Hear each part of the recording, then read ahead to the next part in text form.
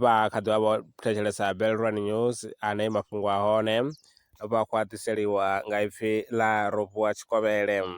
Vhorasaintsi vha ri tshivhalo tsha mbevha tshi khou gonya u mona na ḓorobo khulwane ḽifhasini. U ya nga ha tsedzuluso yawe yo gandiswaho kha Journal ya Science Advances, zwivhangi zwihulwane zwa u ḓalesa mbevha ndi mufhiso wo kalulaho na nyaluwo ya tshivhalo tsha vhathu vhane vha vha dzi ḓoroboni.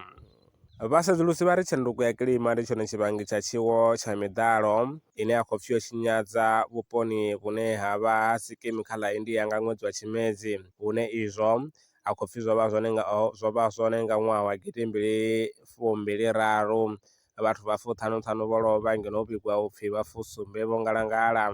Tsedzuluso iyo ndi ine ya khou pfhi yo gandisiwa kha dzhenala ine ya vha ya zwa dzi science. A khou guma ngaurali mafhungo kha Belrun News, maṅwe mafhungo ndi ane nda ḓo vha vhalela one tshifhingani tshiḓaho.